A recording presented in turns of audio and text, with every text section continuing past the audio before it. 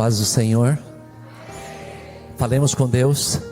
Senhor, nosso grande e maravilhoso Deus, Pai de amor, Pai de infinita bondade e misericórdia, nesta manhã nós estamos aqui, Senhor, para ouvir a Tua voz, para participar de um banquete espiritual através da Tua palavra. Nos enriqueça, permita, Senhor, que cresçamos espiritualmente. Fale com Teus filhos, fale com Teu povo, para a glória do Teu nome, Senhor. Amém, Jesus, amém. Os irmãos podem sentar, em nome de Jesus.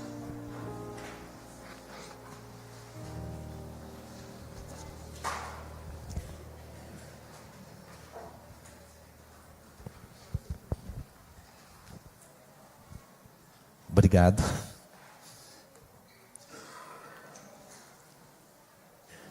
Queridos irmãos, hoje nós vamos meditar Romanos 16.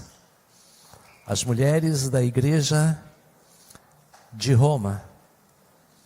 Nós vamos participar, olhar para a palavra do Senhor e nos alimentar espiritualmente através da palavra de Deus, a palavra do Senhor, que é rica, que é poderosa, que fala aos nossos corações, em nome de Jesus. Bíblias iguais nós trocamos.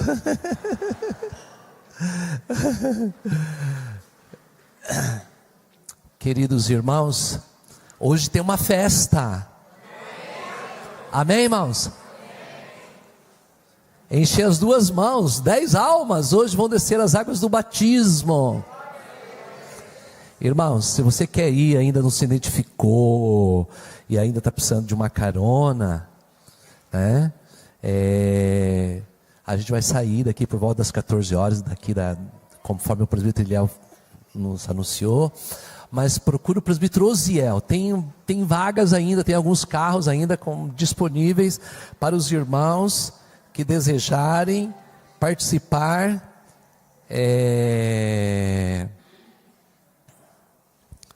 do batismo hoje à tarde.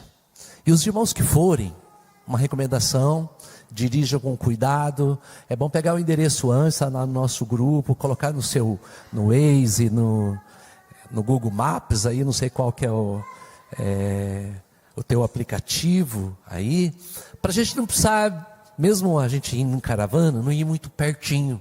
A gente sabe que esse contorno aí, irmãos, muito carreta, muito caminhão. Dirija com cuidado para não estragar a festa, amém? Que a gente faça assim, ir lá também no local, que a gente possa realmente glorificar a Deus e agradecer a Deus pelas almas que descerão, farão uma aliança eterna com o Senhor. Irmãos, sobre a ceia, semana que vem nós temos ceia na igreja, vai ser outro banquete, amém? Vai ser outro momento glorioso de nós estarmos juntos, e a gente vai começar um pouquinho mais cedo, a gente vai começar às 10 horas, né? Normalmente o nosso culto começa às 10h30, mas a ceia não vai começar às 10 horas, nós vamos ter um resumo da lição bíblica, como nós fizemos da última vez, para a gente não terminar tão tarde assim na hora do almoço. Qualquer dúvida a respeito da ceia, ou de ser recebido, ou algum detalhe que você gostaria de perguntar, irmão, nós estamos abertos, a equipe pastoral está à disposição dos irmãos, não apenas eu, mas toda a equipe pastoral. Procure os presbíteros, tire algum conselho, alguma dúvida, mas o teu compromisso é com o Senhor Jesus Cristo, amém? E aí você vem participar, né? A Bíblia diz, cada um examine-se a si mesmo, e então coma deste pão e beba do cálice, que você possa fazer isso. Possivelmente a gente faz ceia de cada 3 meses, a gente não vai ter mais esse ano, né? Então é importante dos irmãos participarem. Estamos trazendo para o sábado de manhã, para facilitar para todos os irmãos aí, a gente ter uma festa espiritual, uma festa maravilhosa na presença do Senhor, amém? Glória a Deus. Queridos irmãos, nós estamos, a última reflexão do mês de outubro, do sábado de manhã, onde a gente trabalhou durante o Outubro Rosa, mulheres curadas para curar. Um tema maravilhoso, um tema que a gente não esgotou. Quem sabe ano que vem, Curadas para Curar 2, quem sabe, né? Mais uma quantidade aí de reflexão, importância para nós. Nesta manhã, nós vamos participar de um banquete espiritual, e você precisa de talheres para comer. O talher é a tua Bíblia aí, abra a Bíblia aí em Romanos 16, tá bom? Senão, você não vai poder se alimentar aí. Pode abrir no aplicativo, no teu celular, mas vamos olhar para a palavra. Nós temos que ser pessoas da palavra, alimentados pela palavra, fortalecidos pela palavra, alimentados, realmente revigorados sempre na palavra do Senhor. Eu já recebi muitas vezes e tenho arquivado, às vezes tese de mestrado, de doutorado, em teologia até e de outras áreas também. Eu acho muito legal, e às vezes as pessoas têm mandado, né? Na área de teologia, às vezes alguns alunos de fora, né? A última foi até lá do Mato Grosso do Sul. Um aluno pediu que eu fosse o coordenador dele, que eu ajudasse ele no trabalho de mestrado dele na área de teologia. E eu acho muito legal, porque as teses, os assuntos, o trabalho de conclusão de curso, né, traz a suma daquilo que ele está propondo, né? Então eu vejo profundidade, eu vejo o esmero nessa área. Eu, quando leio Romanos 16, eu vejo uma tese. Há muitos textos da Bíblia que parece assim que é cansativo, né? Quando a gente lê genealogia, a gente se cansa. Fulano gerou ciclano, beltrano. Para que isso está na Bíblia? O Romanos 16 é um daqueles capítulos que a gente pega assim e dá uma passada rápida, porque manda saudação para fulano, beltrano. Eu não conheço esse povo está há 20 séculos atrás. O que nós podemos aprender com um texto de saudações como esse que nós encontramos em Romanos 16? Eu queria dizer que ele mostra, é uma radiografia da igreja de Roma. Ela mostra ministérios em ação, pessoas curadas, e agora trabalhando para o reino de Deus, curando outras pessoas. E nós vamos ver aqui algumas virtudes. Bom seria se nós pudéssemos aqui trazer a tradução de cada nome e trabalhar o nome dos irmãos e das irmãs. Mas a gente vai centralizar no nome das irmãs hoje, devido ao tema que nós temos trabalhado durante esse mês. Então ele começa assim no versículo 1, né? No versículo 1, já apresenta uma irmã que serve. Paulo escreveu a carta para a igreja de Roma, ele estava em Corinto. E uma irmã foi encarregada de levar a carta, a epístola, o texto, lá para a igreja de Roma. Sabe como é que é o nome dessa irmã? Está no versículo 1, a irmã Febe. Ela era responsável, naquele tempo não tinha correio, não tinha transportadora, as pessoas levavam em mãos, e essa irmã que iria levar o tesouro da carta de Roma, que é um tesouro teológico. Realmente é o texto da carta de Paulo aos Romanos, é o texto mais teológico de Paulo. Mas olha, interessante que ele diz assim: recomendo-lhes, Paulo manda uma recomendação para a igreja de Roma e fala assim: a nossa irmã Febe, que está servindo na igreja de Cencreia, ou a irmã que serve na igreja de Cencreia. Cencreia era uma cidade próxima de Corinto, uns 13 quilômetros mais ou menos. E essa irmã, ele recomendou dizendo que essa irmã, ela servia na igreja. Inclusive tem tradução na linguagem de hoje que é já a palavra diaconisa, que vem da palavra servir voluntariamente. Não sei se a tua Bíblia apresenta, mas na leitura tradicional aparece apenas a palavra servir. Mas assim, olha irmãos, olha o versículo 2. Para que vocês a recebam no Senhor. Aí ele fala assim, como convém a santos. Essa expressão, como convém aos santos, ele está falando de qualidade, que os irmãos da igreja deveriam ter, como convém a pessoas redimidas, como convém a pessoas que já aceitaram Jesus como Salvador, a pessoas que já se declararam pertencentes ao reino de Deus, a pessoas que vão morar no céu. Deve fazer com esmero, com cuidado. Na verdade ele está colocando aqui, quando ele coloca assim, como convém aos santos, ele está falando assim, recebam ela com qualidade, recebam ela com excelência. E aí vem para mim e para você o seguinte recado: aquilo que nós vamos fazer na casa do Senhor, devemos fazer com qualidade, devemos fazer com excelência, devemos fazer da melhor parte, da melhor forma que nós pudermos. E aí ele explica o porquê. Ele fala assim: e ajudem tudo o que de vocês vierem a precisar. Aí tem um ponto e vírgula, ele diz assim: porque ela tem sido protetoras de muitos, inclusive de mim. Essa irmã Febe, ela era uma irmã protetora. Ela servia não uma pessoa, ela servia uma igreja. E ela tinha protegido pessoas. E quando fala isso, é proteção de vida ou morte mesmo. Ela tem sido uma pessoa que protegia os irmãos. Ela entendia que a igreja, que as pessoas, os membros da igreja precisavam ser servidos.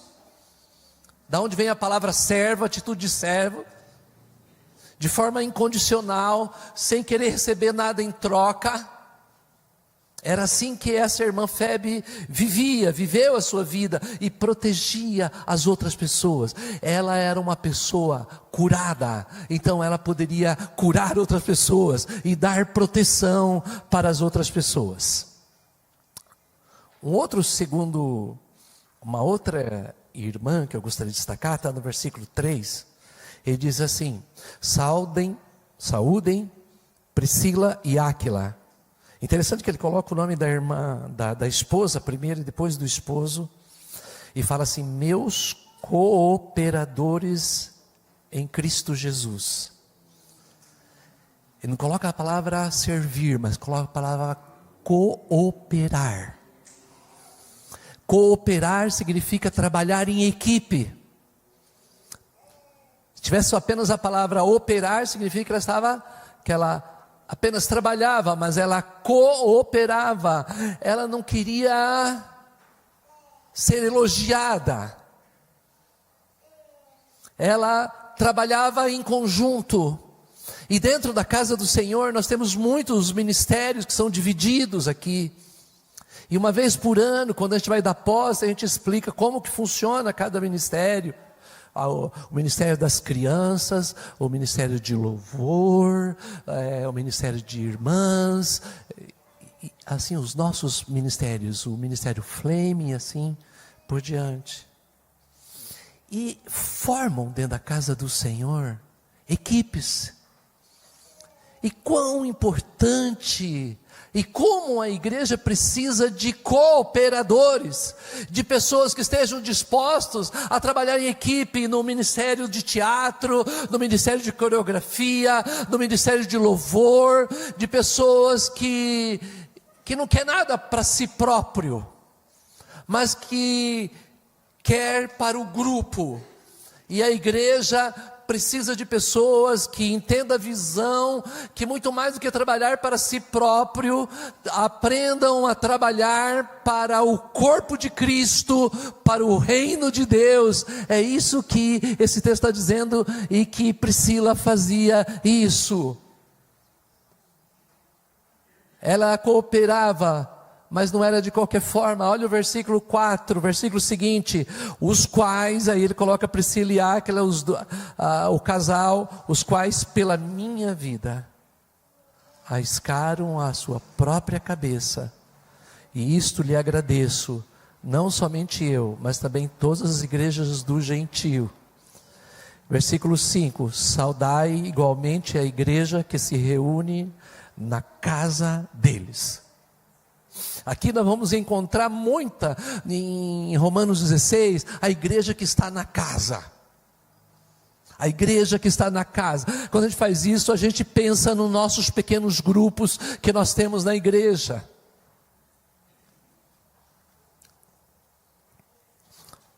Eu tive a grande alegria de ver uma igreja nascer dentro da minha casa. Os irmãos já conhecem isso, já sabem dessa minha história. Ali em São José dos Pinhais, a 7ª igreja nasceu dentro da minha casa. Quando o pastor reunia na sala da nossa casa, depois na garagem da nossa casa, precisava aconselhar alguém, levava para a sala, levava para o quarto da casa. Quando a irmã vinha, estava lá, a igreja estava na casa. Precisava trocar um bebê, ia para o quarto nosso, para a cama lá, e trocava a criança. E foi uma grande alegria e uma grande honra, amém, irmãos? Amém. E não foi isso nenhum peso. Priscila era uma irmã que arriscava, não tinha medo da morte, para ajudar a igreja de Cristo, trazia a igreja para dentro da sua própria casa.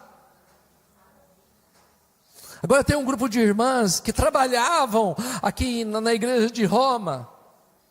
Dá uma olhada.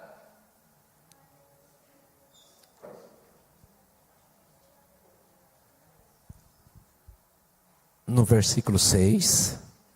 Saúdem Maria, que muito trabalhou por vocês. Dá uma olhada, o versículo 6. Saúdem Andrônico e Júnias, meus parentes e companheiros de prisão, os quais são bem conhecidos entre os apóstolos que estavam em Cristo antes de mim. Olha o versículo 12, saúdem Trifena e Trifosa. São nomes estranhos para nós, né? Mas mais do que esses nomes estranhos, olha o verbo que os acompanha, os quais trabalharam no Senhor. Saúdem a querida Pérside, que muito trabalhou no Senhor. É Maria, é Pérside, é Trifena, é esse outro nome, Trifosa. Nome estranho. Mas mais do que isso, irmãos, eram pessoas que trabalhavam no Senhor, trabalhavam na casa do Senhor. Como a gente precisa de pessoas voluntárias para trabalhar na área de ciência social, na área de visitação, na área de intercessão. Irmãos, nós estamos precisando de pessoas que trabalhem.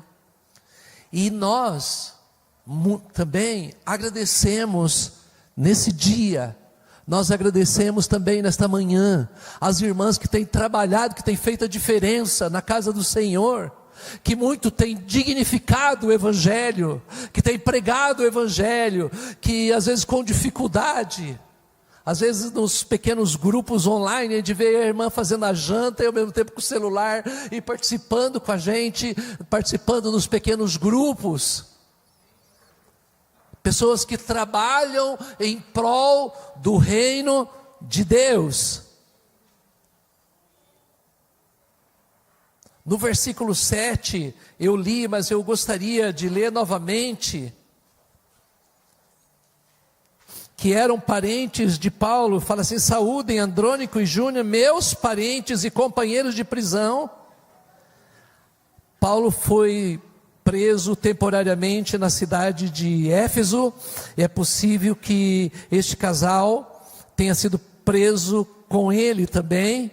E ele fala: meus parentes e companheiros de prisão. A gente não sabe o grau de parentesco com Paulo. Ele fala assim: os quais são bem conhecidos entre os apóstolos e que estavam em Cristo antes de mim. Pessoas e irmãs que davam testemunho, que as pessoas conheciam a vida dessas pessoas. Olha, irmãos, continuando, eu acho interessante agora, eu queria falar para vocês o versículo 13, eu gostaria de destacar uma mulher que o nome dela não está aqui. Diz assim: saúdem Rufo, eleito no Senhor, e igualmente a mãe dele, que também tem sido mãe para mim. Olha só, irmãos, quem era Rufo? Rufo, conforme o Evangelho de Marcos 15, 21, ele era filho do Cirineu que carregou a cruz de Jesus. Lembra que Jesus foi carregando a cruz e não aguentou e caiu, e um homem foi constrangido. Este homem chamava Simão Cirineu. E o texto de Marcos 15, 21 fala que ele era pai de Alexandre de Rufo. Essa família se converteu ao Senhor. O homem que carregou a cruz de Jesus se converteu ao Senhor. E depois ele foi para Roma e foi morto. A gente não sabe se por doença ou se foi um mártir. Mas eles estavam lá, na igreja de Roma. E Paulo cita o nome de várias pessoas, e da mãe de Rufo ele não cita o nome. Ele só fala: saúde a Rufo e a mãe dele. Mas aí ele põe um ponto e vírgula e fala uma coisa muito interessante, que só uma pessoa curada no reino de Deus pode exercer. Ele falou assim: mãe dele e minha mãe também. Paulo foi adotado espiritualmente pela mãe de Rufo. Eu fico imaginando quando Rufo era companheiro dele, e quando eles chegavam de viagem missionária, e a mãe de Rufo falava assim: Paulo, chega aqui, que eu também tenho uma bacia de água quente, que tira essa sandália aqui, como uma mãe faz com o filho. Enquanto você lava os pés e descansa um pouquinho, Paulo e Rufo, eu vou preparar uma comida gostosa. Sabe, Paulo, aquela comida que você gosta, porque é isso que mãe faz com os filhos, é ou não é, irmãos? A mãe faz a comida gostosa que o filho mais gosta, que faz questão. Esse o fulano, quando a família é grande, esse gosta disso, esse gosta daquilo, e ela separa direitinho. Mãe dá presente para os filhos, é interessante.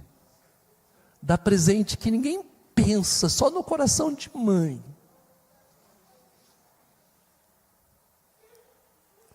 Os últimos presentes que eu recebi da minha mãe, humanamente falando, foram presentes sim, simples, mas foi de coração. Às vezes foi um par de meia. Eu comprei um par de meia para você. Eu pensei em você, eu vi essa jaqueta, eu vi que você está com pouca blusa, porque a mãe percebe tudo e compra essas coisas e ajuda. Agora Paulo escreve para a igreja de Roma, e fala que tinha uma irmã, a gente não sabe o nome dela, mas ela foi uma mãe para Paulo. E se tivesse que escrever uma frase hoje aqui, assim, o que nós estamos precisando das irmãs na igreja? Eu diria: nós estamos precisando de irmãs na igreja. que olhe os seus filhos, o filho dos outros como fossem seus filhos, que olhasse as filhas dos outros como fossem suas filhas,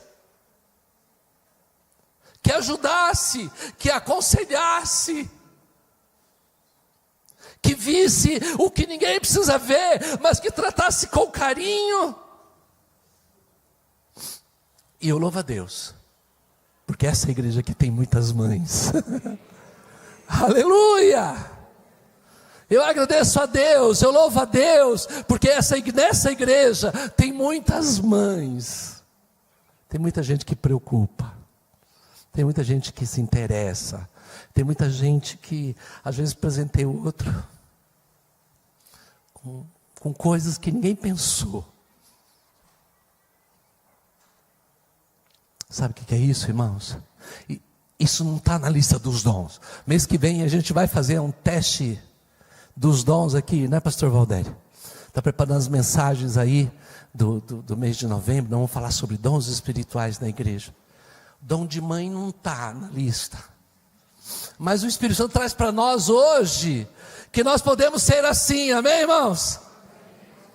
Que os irmãos podem ser pais de filhos que não sejam do próprio sangue, que mães podem ser mães de outros que não sejam do próprio sangue, do próprio seio familiar, porque nós somos uma grande família, a família de Deus, e precisamos de mais pais, de mais mães e de mais irmãos aqui na casa do Senhor.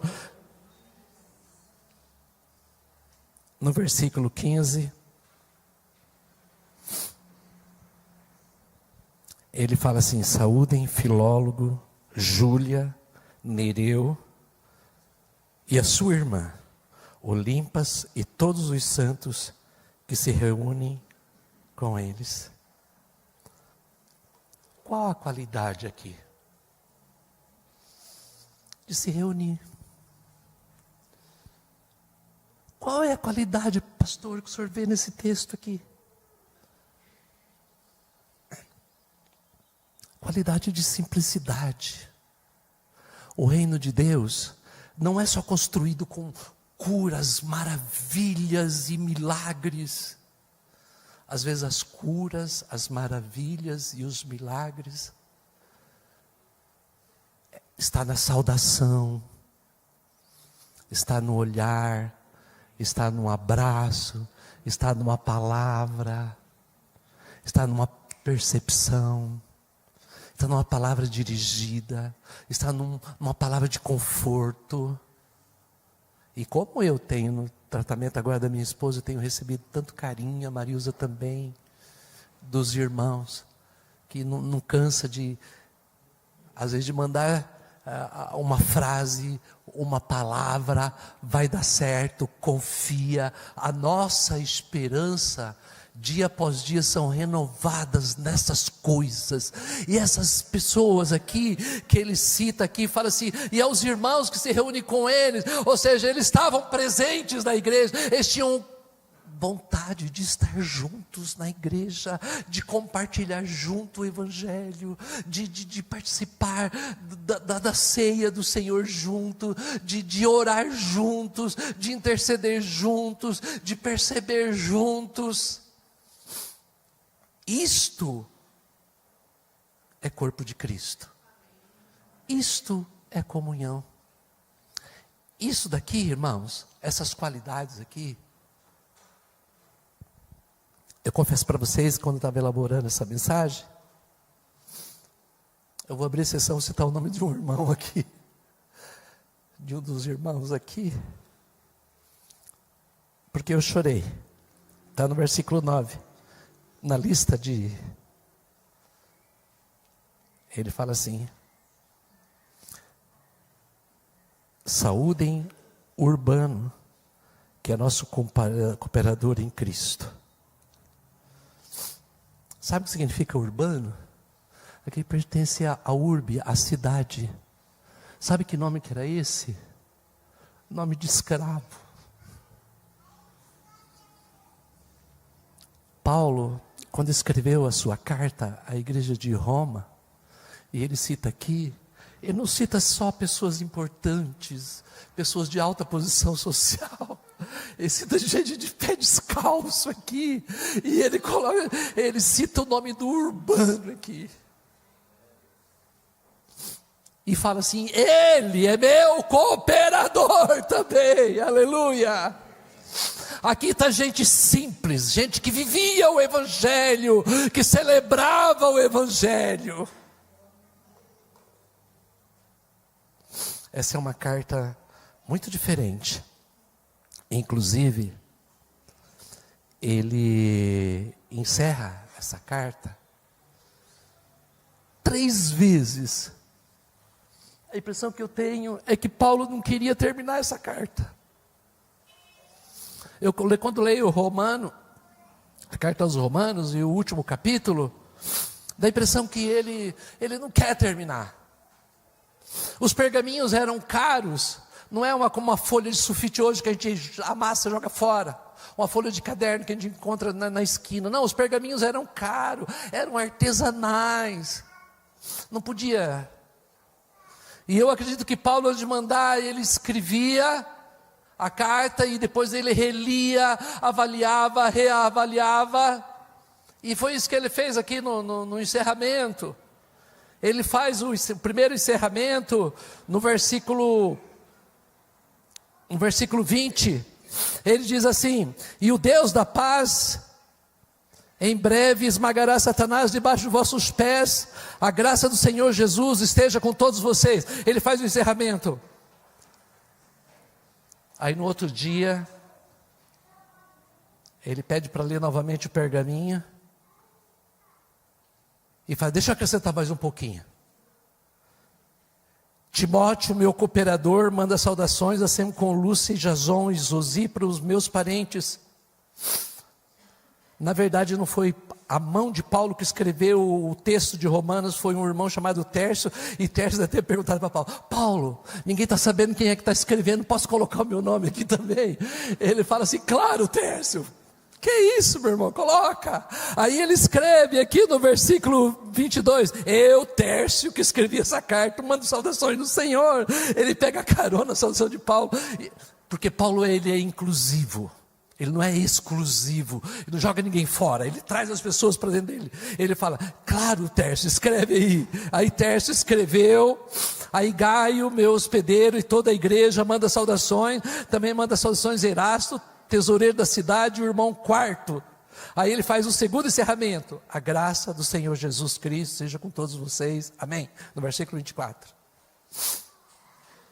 Aí eu acho que deve ter chovido bastante, a febre deve ter atrasado para levar os pergaminhos, ou ia demorar mais uns dias. Ele falou: Tércio, lê para mim de novo o que foi que nós escrevemos aí. Ele começa lá no capítulo 1. Eu, Paulo, chamado de Jesus Cristo, a todos os santos. E começa a citar, e cita lá no versículo 17, não me envergonho do evangelho de Cristo, porque é poder de Deus para a salvação dos judeus e de todo aquele que nele crê. E ele continua escrevendo, continua falando, porque todos os pecados instituídos são da glória de Deus, mas a graça de Cristo vai continuar lendo toda a carta.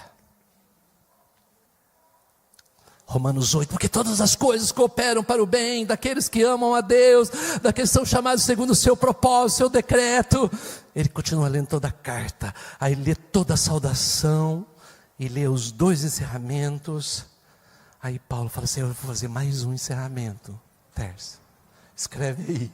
Tá, só um pouquinho, Paulo, deixa eu pegar, desenrolar o pergaminho mais uma vez. Versículo 25. Ora ao Deus que é poderoso para confirmar vocês segundo o meu evangelho e a pregação de Jesus Cristo, conforme a revelação do mistério guardado em silêncio desde os tempos eternos, e que agora tornou-se manifesto e foi dado a conhecer por meio das escrituras proféticas, segundo o mandamento do Deus eterno, para a obediência da fé entre todas as nações. Aí ele cata toda a carta, todos os irmãos, e fala assim, encerra a carta dele: e este Deus único e sábio seja dada a glória por meio de Jesus Cristo para sempre. E dá o terceiro amém dele, aleluia. Ele pegou tudo aquilo, ele pegou a irmã Febe, que servia ao Senhor. Ele pegou o nome da Priscila, ele pegou o nome da Maria, ele pegou o nome da Trifena, ele pegou a Pérside, ele pegou a Júlia, ele pegou Olimpas, ele pegou o nome de todos aqueles irmãos que ele amava no Senhor, e falou: a ele, povo, toda a glória, toda a honra seja dada ao Senhor Jesus Cristo, porque Ele é o Senhor. Mas vai ser um prazer, uma honra, se um dia nós pegarmos o Romanos todinho e trabalhar essa carta todinha em pequenos grupos, em sermões, em ministérios.